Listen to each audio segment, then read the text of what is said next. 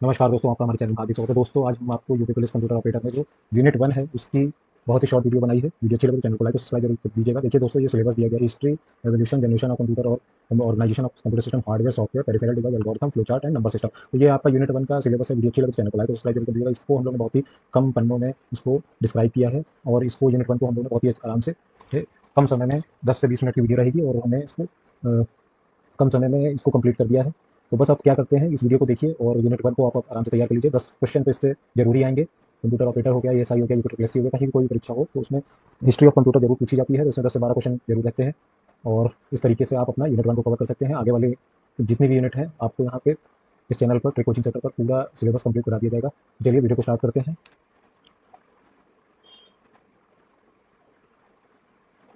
तो यहाँ पर कंप्यूटर के इतिहास के बारे में आपको जानकारी देने जा रहा हूँ।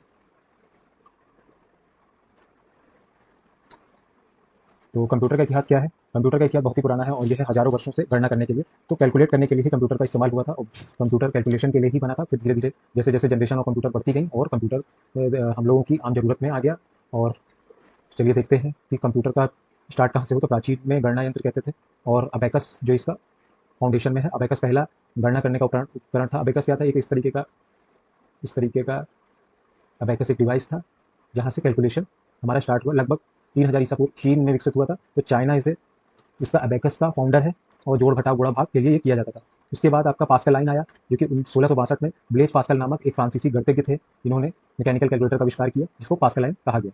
फिर हमारे चार्ल्स बेबेज आए, जिन्हें फादर ऑफ कंप्यूटर कहते हैं। इन्हीं को फादर ऑफ कंप्यूटर कहते हैं। He is the man who is behind the computer system. और ये जो आप वीडियो देख रहे हैं, चार्ल्स बेबेज की ही देन है कि इन्होंने कंप्यूटर का विस्तार किया और आज हम लोग टेक्नोलॉजी को यूज कर पा रहे हैं। 1830 के दशक में बेबेज ने डिफरेंस इंजन नामक इंजन का निर्माण किया और इसे एनालिटिकल इंजन नाम दिया गया, जिसको विकसित किया गया।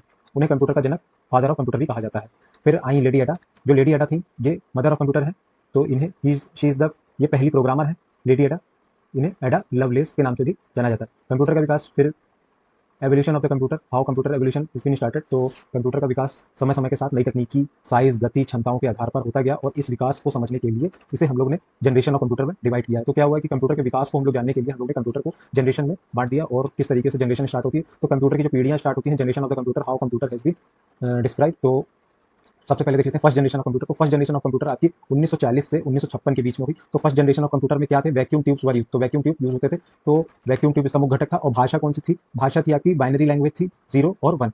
तो विशेषता, बहुत बड़ा आकार होता है और ये बहुत अधिक बिजली की खपत करता था। उदाहरण के लिए ईएनआईसी और यूनिवैक एक वैक्यूम ट्यूब आधारित कंप्यूटर थे। फिर second generation of computer I. Second generation of computer में 1956 से 1963 के बीच सेकंड जनरेशन ऑफ कंप्यूटर थे। इसके इस्तेमाल में आपके ट्रांजिस्टर यूज हुए और इसमें जो लैंग्वेज यूज हुई वो बाइनरी के बाद असेंबली लैंग्वेज स्टार्ट हुई। तो असेंबली लैंग्वेज छोटे आकार के, तेज गति के और सस्ते पर कम गर्मी करते थे। और इसके उदाहरण है आपके IBM 1401 और IBM 7094। फिर आपकी third generation of computer start हुई। थर्ड जनरेशन ऑफ कंप्यूटर में क्या हुआ? 1964 से 1971 के बीच third generation of computer start हुई और इसमें क्या यूज हुआ? Integrated circuit. इंटीग्रेटेड सर्किट क्या होते हैं? आईसी सर्किट इसको शॉर्ट में बोला जाता है। और इसका फुल फॉर्म जरूर आता है परीक्षाओं में कि आईसी का फुल फॉर्म क्या होता है। तो आईसी का फुल फॉर्म आपका इंटीग्रेटेड सर्किट हो गया। और भाषा इसमें कौन सी लैंग्वेज यूज हुई? तो इसमें हाई लेवल लैंग्वेज यूज हुई, जो कि सी, कोबोल, फोर्टेन। तो क्वेश्चन आपका आ जाता है कि what is the high level language. इसमें ऑप्शन दिया जाएगा कि हाई लेवल लैंग्वेज कौन सी होती है, तो इसमें सी आपका ऑप्शन सही होगा। तो विशेषता क्या होती है? ये छोटा आकार का होता है, मल्टी प्रोग्रामिंग होता है, मल्टीपल प्रोग्रामिंग के साथ होता है। और IBM 360 सीरीज जो कि आपकी इसके साथ लॉन्च हुई थी। फिर fourth generation of computer. Fourth generation of computer ही एक ऐसी जनरेशन ऑफ कंप्यूटर है जिसमें माइक्रो प्रोसेसर 1971 से 2010 तक की जो कंप्यूटर स्टार्ट हुआ और ये इसने क्रांति ला दी। तो इसमें क्या होता है? माइक्रो प्रोसेसर क्या होता है? एक इंटीग्रेटेड सर्किट होता है, LSI एंड VLSI के रूप में होते हैं। और ये पर्सनल कंप्यूटर का विकास यहीं से हुआ। और इसमें क्या होता है? GUI, graphical user interface. Graphical user interface ये ऑप्शन में जरूर पूछा जाता है, इसका शॉर्ट फॉर्म GUI का फुल फॉर्म क्या होता है? ग्राफिकल यूजर इंटरफेस क्या होता है कि जो ग्राफिक से हम लोग जो यूज करते हैं वो ग्राफिकल यूजर इंटरफेस सिस्टम होते हैं। और इसका उदाहरण क्या था? इंटेल 4004, एप्पल मैकिन्टोश और IBM PC के। अब जो जनरेशन हमारी 2010 के बाद से जो चल रही है, जो AI पे आधारित है, तो इसको फिफ्थ जनरेशन ऑफ कंप्यूटर कहते हैं। तो फिफ्थ जनरेशन ऑफ कंप्यूटर हमारी कौन सी है? ये है आर्टिफिशियल इंटेलिजेंस। इसमें मुख्य घटक क्या होता है? ULSI और AI, machine learning, cloud computing, ये सब आपकी AI, ये फिफ्थ जनरेशन ऑफ कंप्यूटर। इसमें आप क्या होता है कि जो हम लोग कुछ चैट GPT हो गया या डार्क डीप सीक हो गया, जो चाइना ने अभी लॉन्च किया है, तो इस तरीके से जो ऑटोमेटिक रिजल्ट हम लोगों को, कुछ भी हम लोग अपनी क्वेरी लिखते हैं तो वो पाइथन लैंग्वेज यूज करके हम लोगों को रिजल्ट दे देता है। तो ये हमारा AI पे आधारित है। अब इसमें उदाहरण के लिए जो स्मार्टफोन हो गया, सुपर कंप्यूटर हो गया, क्वांटम कंप्यूटर हो गया, तो ये हमारे फिफ्थ जनरेशन ऑफ कंप्यूटर पे आधारित है। चलिए इसके कुछ प्रश्न देख लेते हैं। पहला प्रश्न देखते हैं, अबैकस का उपयोग किस कार्य के लिए किया जाता था? तो अबैकस का उपयोग आपका सी ऑप्शन, गणना करने के लिए किया जाता था। फिर कंप्यूटर के जनक को किसे कहा जाता है? इंपॉर्टेंट प्रश्न है, यही पूछते हैं। तो कंप्यूटर के जनक, father of computer, Charles Babbage है। फिर पहली programmer who she was lady Ada Lovelace.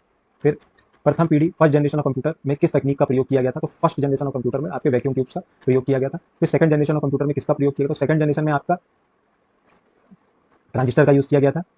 फिर अगले प्रश्न में आता है तीसरी पीढ़ी के कंप्यूटर की पहचान कीजिए। तो थर्ड जनरेशन ऑफ कंप्यूटर में आपका आईसी यूज हुआ था, इंटीग्रेटेड सर्किट यूज हुए थे। फिर माइक्रो प्रोसेसर का प्रयोग किस पीढ़ी में हुआ था? तो माइक्रो प्रोसेसर का आपका प्रयोग चौथी फोर्थ जनरेशन में हुआ था। फिर पर्सनल कंप्यूटर पीसी का लोकप्रिय कब हुए थे? तो आपका जो पीसी है ये लोकप्रिय आपका फोर्थ जनरेशन में स्टार्ट हो गए थे। फिर एआई पे आधारित किस पीढ़ी में रहा है? तो एआई आधारित आपका फिफ्थ जनरेशन में, fifth generation is AI generation. फिर 11 प्रश्न पे आते हैं कंप्यूटर का विकास किस पर आधारित होता है? तो ये प्रोसेसिंग क्षमता और तकनीक के आविष्कार पर होता है। फिर ENIAC में कंप्यूटर किस तकनीक पर आधारित था? तो ENIAC आपका वैक्यूम ट्यूब पे आधारित था। चलिए यहाँ पे आपकी पार्ट यूनिट 1 का जो पार्ट 1 है वो कंप्लीट हुआ। चलिए उसमें computer system organisation of computer पर आते हैं। ऑर्गेनाइजेशन ऑफ कंप्यूटर क्या होता है? तो कंप्यूटर सिस्टम में विभिन्न घटक और कंपोनेंट्स से मिलकर बना होता है जो आपस में मिलकर काम करते हैं। मुख्यतः इसमें शामिल क्या है? मुख्यतः इसमें इनपुट यूनिट होती है जो डेटा और निर्देश कंप्यूटर को भेजने में कार्य करती है। उदाहरण के लिए क्या कर देंगे?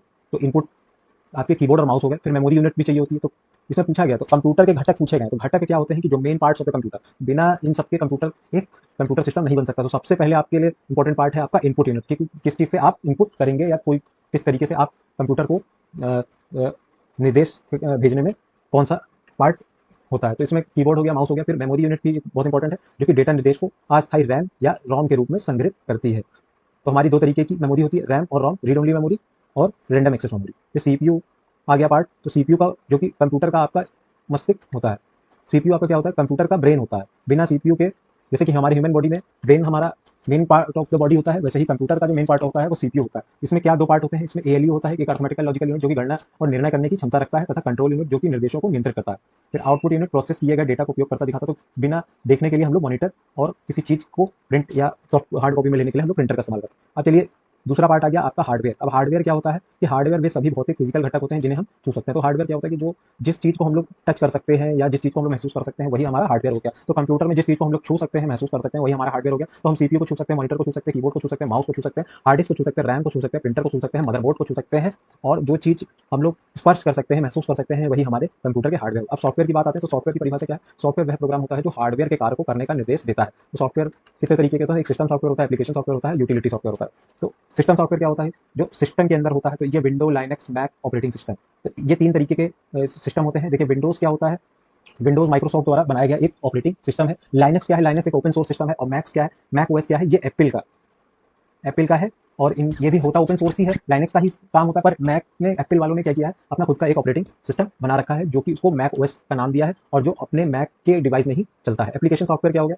अब एप्लीकेशन सॉफ्टवेयर जिससे हमारी कोई एप्लीकेशन चलती है, जैसे कि हमारे सिस्टम में एमएस वर्ड हो गया, एक्सेल हो गया, फोटोशॉप हो गया, जो एप्लीकेशन हो गई, जो EXE फाइल से जो बाइंड अप होती है, वही हमारी कंप्यूटर के अंदर जो एप्लीकेशन चला सकें, तो उनको हम लोग एप्लीकेशन सॉफ्टवेयर कहते हैं। यूटिलिटी सॉफ्टवेयर क्या होते हैं? तो यूटिलिटी सॉफ्टवेयर क्या होता है? जो हमारे कंप्यूटर की क्षमता को बढ़ाए, जैसे कि एंटीवायरस हो गया, डिस्क क्लीनर हो गया, तो वो कंप्यूटर के लिए यूटिलिटी का काम करते हैं। फिर पेरिफेरल डिवाइस, पेरिफेरल डिवाइस की परिभाषा पढ़ लेते हैं। ये ऐसे डिवाइस होते हैं जो कंप्यूटर से जुड़कर इनपुट, आउटपुट या स्टोरेज का कार्य करते हैं। अब हमारे पेरिफेरल डिवाइस देखिए, इसमें यूनिट में दिया गया है पेरिफेरल डिवाइस। तो पेरिफेरल डिवाइस क्या होते हैं? इनपुट डिवाइस, जैसे कीबोर्ड, माउस, स्कैनर, ये एक पेरिफेरल डिवाइस है जो कि हमारा इनपुट डिवाइस में आते हैं। आउटपुट डिवाइस क्या होते हैं? जो कि हमें चीज को, जिससे हम लोग आउटपुट ले सकते हैं। तो हम लोग जो भी पढ़ रहे हैं, मॉनिटर में देख रहे हैं ना, तो वहां से हम लोग का जो डाटा आउटपुट हो रहा है, बाहर आ रहा है, तो वो मॉनिटर हो गया, प्रिंटर हो गया, स्पीकर हो गया, जिस चीज से हमारा डाटा बाहर आएगा वो हमारा आउटपुट यूनिट में आता है। और जिस चीज से हमारा डाटा कंप्यूटर में अंदर जाता है वो हमारा इनपुट डिवाइस होता है। स्टोरेज डिवाइस क्या होता है? हार्ड डिस्क होती है, पेन ड्राइव होती है, एसएसडी होती है। एसएसडी का फुल फॉर्म आपसे पूछ सकता है, सॉलिड स्टेट ड्राइव होती है। आजकल लेटेस्ट एसएसडी चली हुई है क्योंकि ये बहुत फास्ट होती है, कैपेबल होती है। और हार्ड डिस्क में क्या होता है? हार्ड डिस्क में बूट सेक्टर होते हैं, एक डिस्क होती है जिस पर डाटा फिक्स चढ़ा होता है। और ये थोड़ा, इसमें दिक्कत क्या आती है कि अगर ये गिर जाए या कुछ हो जाए तो हार्ड डिस्क में हमारा डेटा लॉस होने के ज़्यादा चांस होते हैं। और एसएसडी क्या होती है? एसएसडी एक सर्किट बेस्ड आधारित है, और सर्किट बेस्ड आधारित होने पर यह अगर फिजिकल डैमेज भी ज़्यादा हो जाए तो भी एसएसडी से डाटा आपका रिकवर हो जाएगा। तो एसएसडी बहुत फास्ट होती है। और जैसे जैसे कंप्यूटर का विकास हो रहा है तो कंप्यूटर बड़े से बिल्कुल माइक्रो तक पे चले गए हैं कंप्यूटर, तो इसी की वजह से एसएसडी का उपयोग होने लगा। अब हम लोग टॉपिक 5वें पे आते हैं, एल्गोरिथम। अब एल्गोरिथम क्या होता है? तो एल्गोरिथम एक निश्चित क्रम में दिए गए स्टेप का समूह होता है जो किसी समस्या का समाधान करते हैं। तो जैसे कि मान लीजिए एग्जांपल हो गया कि चाय हम लोग बना रहे हैं, चाय बनाना, तो चाय बनाने के लिए भी हम लोग एक एल्गो के हिसाब से सबसे पहले हम लोग क्या करेंगे? सबसे पहले हम लोग भगोना लेंगे, भगोने में पानी डालेंगे, पानी डालेंगे, जब पानी गर्म होगा फिर चाय पत्ती डालेंगे। तो उसको स्टेप बाई स्टेप जब हम लोग करते चले जाएंगे तो लास्ट में छन्नी के छानने तक से लेके कप में रखने तक हमारा चाय जो बनी है उसमें कई स्टेप लगे हैं। तो उसी पे आधारित हम लोग एल्गोरिथम को भी पढ़ते हैं। तो कोई भी चीज़ करते हैं तो अगर हम लोग स्टेप बाय स्टेप करते हैं तो उसको ही हम लोग एल्गोरिथम कहते हैं। मान लीजिए कि दो संख्या हम लोग की है, ए और बी एग्जाम्पल दिया गया है। अब ए और बी का हम लोगों को योग निकालना है, तो ए प्लस बी का योग निकालेंगे तो पहले क्या करेंगे कि दो संख्या होनी चाहिए हमारे पास। जैसे मान लीजिए 2 + 4 है तो इसका एल्गो लिखना है। तो स्टेप 1 में पहले दो संख्या हमने ले ली, 2 और 4 ले ली, फिर दोनों का योग जोड़ लिया। तो स्टेप 2 में पहले 2 + 4 किया तो यहाँ 6 आया। फिर हम लोग स्टेप 3 में यहाँ आंसर हम लोग 6 लिखेंगे। फिर यहाँ पे हमारा जब जो प्रश्न किया गया था यहाँ पे एंड हो जाएगा। तो ये हमारा एल्गोरिथम हो गया। अब फ्लो चार्ट पे आते हैं। फ्लो चार्ट क्या होता है? फ्लो चार्ट एक आरेख डायग्राम होता है जिससे कि प्रक्रिया के स्टेप को चिन्हों द्वारा दिखाया जाता है। जैसे कि एल्गोरिथम तो हम लोग स्टेप के हिसाब से लिखते हैं, पर फ्लो चार्ट क्या होता है कि किस तरीके से हमारा हम लोग कोई भी काम कर रहे हैं तो उसको उदाहरण के दिखाने के लिए। तो जैसे कि मान लीजिए उसी योग का जैसे वो जो पहले एग्जाम्पल दिया था उसी का निकालते हैं। तो सबसे पहले हम लोग क्या करते हैं, स्टार्ट करते हैं, इसको इस तरीके से करते हैं, फिर इनपुट को इस तरीके से करते हैं। और ये जो लाइन आपको दिख रही है ये फ्लो लाइन्स होती है, ये भी आपसे पूछ लेता है। फिर यहाँ हम लोग ने दोनों को पहले दो इनपुट लिए, 2 + 4 लिया, यहाँ पे दोनों को ऐड किया तो यहाँ हमारा 6 आया। फिर यहाँ पे डिस्प्ले हम लोग ने 6 आंसर दिखा दिया, एंड हो गया। अब चलिए देखते हैं फ्लो चार्ट का जो सिंबल होता है वो किस तरीके से होता है। तो ओवल, ये जो एंड और स्टार्ट होता है ये हमारा इस तरीके का सिंबल होता है। फिर रेक्टेंगल किस लिए होता है, ये प्रोसेस के लिए होता है। और फिर हम लोगों को कहीं जब डिसीजन लेना होता है, जैसे मान लीजिए डिसीजन लेना है तो डिसीजन के लिए हम लोग डायमंड शेप का यूज़ करते हैं। जैसे कि यहाँ पे करते हैं यस या नो। तो इस तरीके से हम लोग डिसीजन लेते हैं, यस और नो, उस तरीके से हम लोग डायमंड शेप का यूज़ करते हैं। और एरो क्या होती है, ये फ्लो लाइन्स होती हैं जो स्टेप को फॉलो करती हैं। तो यही हमारे 4-5 तरीके के सिंबल होते हैं। फिर संख्या प्रणाली में आ जाइए। नंबर सिस्टम हो गया। संख्या प्रणाली वह तरीका है जिसमें हम अंकों को कंप्यूटर में दिखाते हैं। जो हमारा कंप्यूटर होता है यह हम लोगों की आम भाषा नहीं समझता है, ये कुछ ऐसी भाषाएं समझता है जो कि कंप्यूटर के जो जनक थे उन लोगों ने उस तरीके से कुछ ऐसी तरीके बनाए, कुछ ऐसी लैंग्वेज बनाई जिससे कंप्यूटर को अपने हिसाब से समझने में। तो चलिए देख लेते हैं। अब देखिए decimal, binary, octal, hexadecimal. Decimal क्या होता है, तो डेसिमल आपका जिसका बेस 10 होता है उसको हम लोग डेसिमल कहते हैं। अब इस डेसिमल में कितने अंकों का प्रयोग करते हैं, तो डेसिमल आपको 0 से 9 के बीच में प्रयोग करते हैं। तो डेसिमल अगर कोई भी पूछेगा कि कोई डेसिमल संख्या लिखिए तो डेसिमल संख्या आपकी 2, 4, 5, 2, 6, 9 ऐसे करके होती है। फिर बाइनरी का बेस क्या होता है, बाइनरी का बेस आपका 2 होता है। हमेशा बाइनरी का बेस 2 होता है और ये 0 से लेके 1 के बीच में होती है। तो इस तरीके की जो डिजिट जो कंप्यूटर हमारा समझता है, कंप्यूटर हमारा पहले बाइनरी डिजिट को ही समझता है, फिर उसको ऑक्टल में कन्वर्ट करता है तो जिसका बेस 8 होता है। तो ऑक्टल जो संख्या होती है वो हमेशा 0 से स्टार्ट होती है और 7 पे एंड हो जाती है, उसका बेस 8 होता है और इसका उदाहरण 75 हो गया। फिर हेक्साडेसिमल जिसका बेस 16 होता है, 16 बेस होता है। तो हेक्साडेसिमल 0 से 9 के बीच की संख्या लेता है और फिर उसके बाद ए से एफ के बीच में संख्या लेता है। जैसे एग्जाम्पल 2a हो गया। उदाहरण के लिए जैसे बाइनरी टू डेसिमल कन्वर्जन करना होगा तो बाइनरी टू डेसिमल कन्वर्जन में 10 मान लीजिए, इसको ये बाइनरी संख्या है, यहाँ 0, 1 का इस्तेमाल हुआ, इस बाइनरी है, इसको हम लोग को डेसिमल में कन्वर्ट करना है। तो कैसे करेंगे, तो इसको 1 × 2 के पावर 3, 0 × 2 के पावर 2, 1 × 2 के पावर 1 प्लस 0 × 2 के पावर 0। तो यहाँ पे जो हमारा आया 8, 0, 2, 0। तो यहाँ पे इसको कन्वर्ट किया तो हमारा आंसर आया 10। तो इस तरीके से बाइनरी टू डेसिमल का कन्वर्जन हो जाता है। यहाँ पे आपकी यूनिट 1 समाप्त हो गई। अब यूनिट 2 पे देखते हैं अगली वीडियो में। ये वीडियो अगर आपको इसकी पीडीएफ चाहिए तो आपको कमेंट बॉक्स में इसकी पूरी पीडीएफ मिल जाएगी। वीडियो अच्छी लगे तो चैनल को लाइक और सब्सक्राइब दोस्तों जरूर कर दीजिएगा। Thanks for watching.